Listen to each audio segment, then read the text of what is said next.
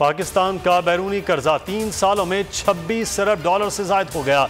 122 अरब 44 crore dollar से तजावुज़ कर गया। कायमा कमेटी को ब्रीफिंग। एडिशनल सेक्रेटरी इक्तिसादी उमूर ने बताया जून 2018 में बैरूनी कर्जा 96 अरब डॉलर था।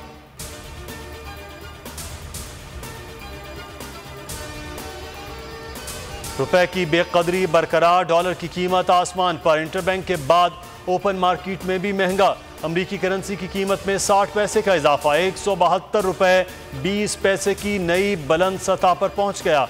मुल्क में महंगाई का खदशा।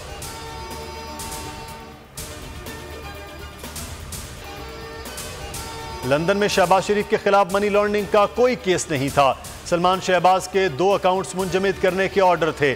शहबाज शरीफ का कोई जिक्र नहीं था। मुशीर एहतसाब शहजाद अकबर की वजाहतें। बोले 2 गैर कानूनी ट्रांजैक्शन पर प्राइम एजेंसी ने राब्ता किया। अपोजिशन रहनुमा के खिलाफ फैसला पाकिस्तान की अदालत से आना है।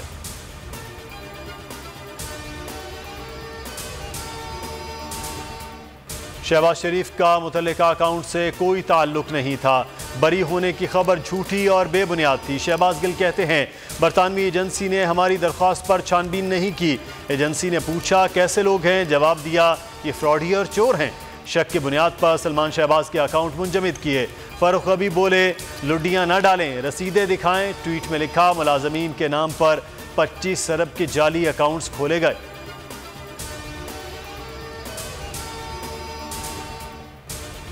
$9 करोड़ 90 लाख रुपए की मुबैना करप्शन।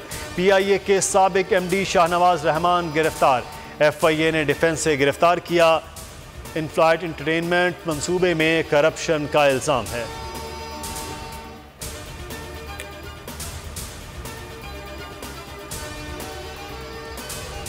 नवंबर का कॉमेडियन उमर शरीफ इलाज के लिए अमेरिका रवाना। एयर एम्बुलेंस के जरिए बरास्ता जर्मनी वाशिंगटन पहुंचेंगे। अहलिया जरीन गजल भी साथ हैं। बेटे जवाद उमर की कौम से दुआओं की अपील। वफाक, सिंध हुकूमत और बोल न्यूज़ का शुक्रिया अदा किया। कहा बोल न्यूज़ उमर शरीफ की आवाज़ बना रहा।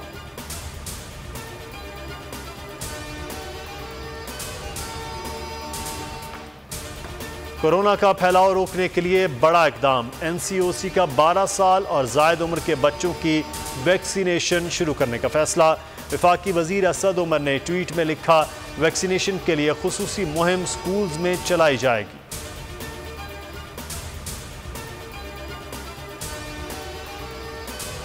नूर मुकद्दम कत्ल केस। मरकजी मुलजिम के वालिदैन की दरख्वास्त जमानत पर फैसला कल सुनाया जाएगा। इस्लामाबाद हाई कोर्ट के जस्टिस आमिर फारूक महफूज फैसला सुनाएंगे।